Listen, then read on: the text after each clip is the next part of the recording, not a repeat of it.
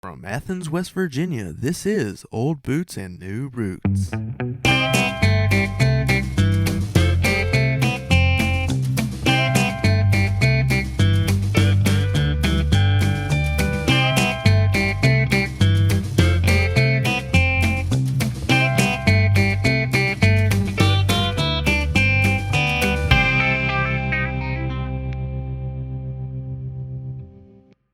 Hey y'all, I'm Logan Bennett, and this is Old Boots and New Roots. Today I'm here with the talented Kade Anson. Kade, how are you doing today? Man, doing great. Happy to be here. For those who may not know you, tell us a little bit about yourself. Man, well, I'm a independent country artist located in Texas right now, and just started playing music and writing songs about 2 years ago, and kind of pursuing that for the moment and enjoying every minute of it. What first got you interested in music? Man, I've always used like music as an outlet, I guess. Either I was like writing it myself or just enjoyed listening to others, and I always loved how you could listen to a song and just it makes you feel something. So that's kind of what got me into it. I got into it, I guess, mostly during college. I had some buddies that played and kind of followed that and liked it and kind of went from there. Who would you But say are your biggest musical influences? man, I love those old guys like Towns Van Zant, Merle Haggard, Willie Nelson, of course, Chris Christopherson.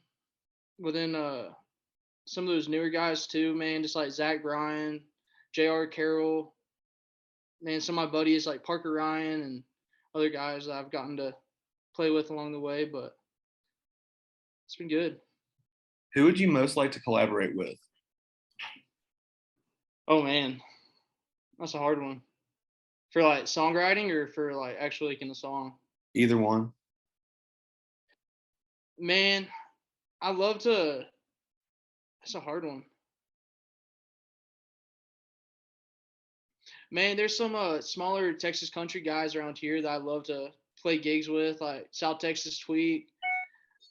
Uh, man, him of course, like J.R. Carroll, Parker Ryan, all those guys. But songwriting, man, I would love to write a song with like Zach Bryan or somebody like that. Willie Nelson, of course, if I was shooting high. But Could you tell us a little bit about your songwriting process? man, my guess my goal for songwriting is just kind of never stop writing. I think that was the best advice I've ever gotten. So it's like if you're going throughout the day, somebody will say something, you're like, man, that could actually like, be a line or something, or you could write that down, or if you're feeling something, just I think the key is just always just to try to write from the heart. Just try to, if it's true to you, it'll relate to others, and so it kind of other people can feel that whenever you're being honest, and it'll kind of relay, and so forth. But So you recently put out a new album, Coyotes and Matches. Tell us a little bit about how that came to be.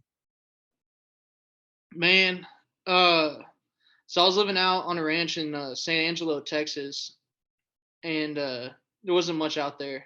It was pretty desolate and all that. Not much to do except like drink beer and grill and all that kind of stuff. But just kind of sat around and worked on a complication of songs, and I wrote some of those whenever I was kind of first starting out, but it kind of all came together whenever I was out in San Angelo, and it's kind of that's when I was like, all right, I really like these songs and wanted to put them together, and knew enough people at the time that could help collaborate and kind of get it done where I felt like it was worth some and all of that. And so spoke to one of my buddies, my good buddy Ethan Whittaker. He's kind of the head guy at 301 Productions in Texas. He's an independent country artist, kind of record label, but kind of spoke with him about it, and we're like, man, let's kind of get it in motion. So I would go to Dallas during the weekends. We kind of work on some different stuff and kind of spitball back and forth and all that. But kind of came from there, I guess. Sonically, the album is pretty stripped back, mostly acoustic. What made you go that route instead of a fully produced album? Man, I enjoy that kind of music more. I feel like, especially too, if you're being kind of more raw and it's like kind of speaking from the heart. Of course, you can go more produce, and I'll love to maybe do that one day. But I've always wanted to do something that like you could recreate on the front porch. You don't need like electricity to plug in some expensive like sound equipment or anything like that. You just have some buddies and y'all can all kind of play around and have some fun and just kind of vibe with it. But I think that was it. I've kind of from my first CP kind of like stepped more towards getting more instruments on it and all that kind of stuff. Like my first CP was just pretty much acoustic. Had a couple different instruments like guitar in the back, something like that. But man, I just like that simplistic style. I guess that's what I've always been more drawn to, and so that's just kind of what I've looked at whenever I make my own music. But What's your absolutely. favorite song to perform live? Oh man,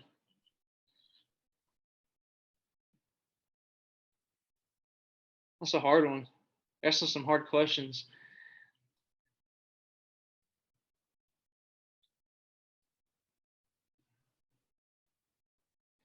Man, I would have to say probably "Road Goes On Forever" by Robert O'Keefe.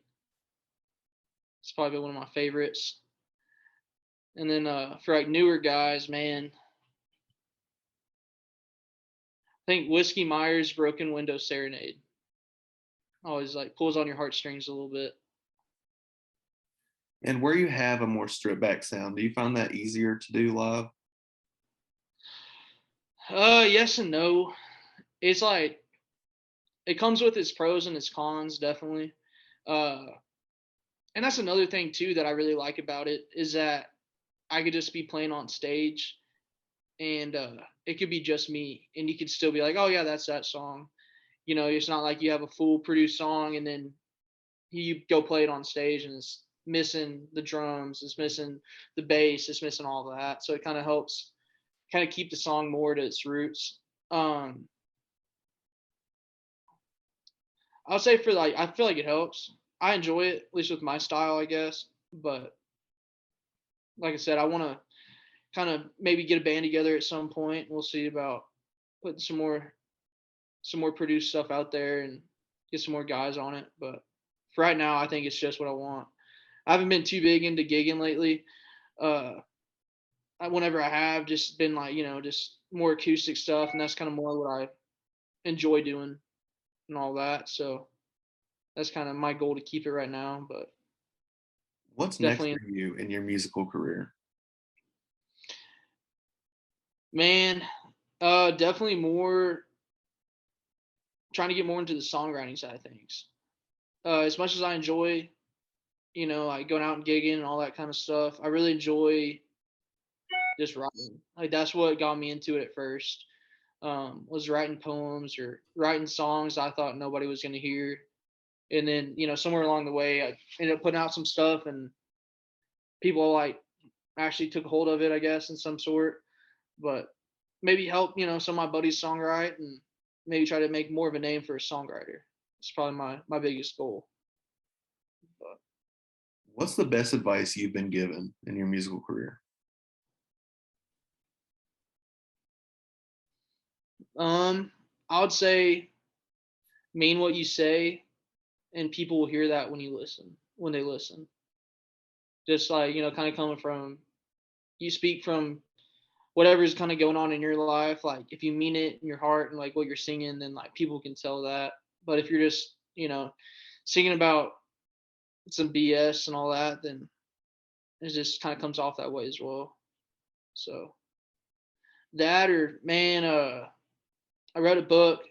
It was a songwriting book by Tom T. Hall, one of the old songwriters. But he was the guy that kind of introduced me with that idea of just never stop writing and just kind of ideas are birds as they fly by, and you just got to catch them when you can and all that. So get those ideas and just kind of write them down and never stop writing, and eventually that stuff can kind of all join together and become a song. And you're talking about meaning what you sang about.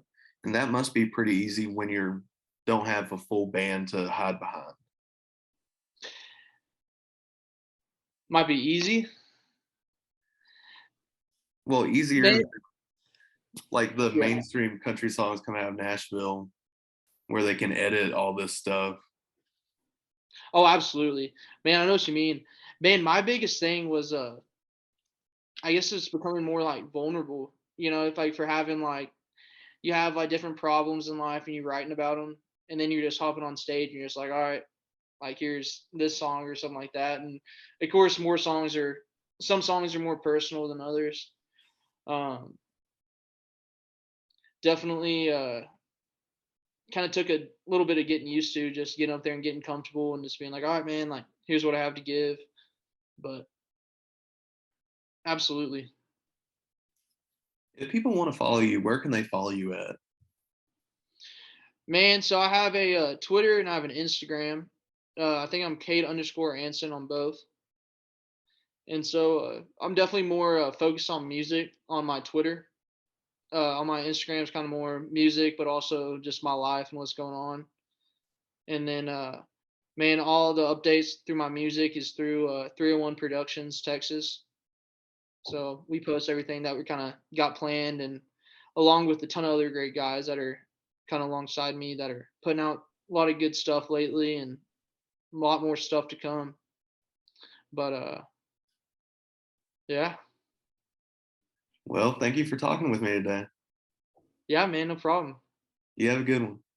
All right, you too. Bye. Bye.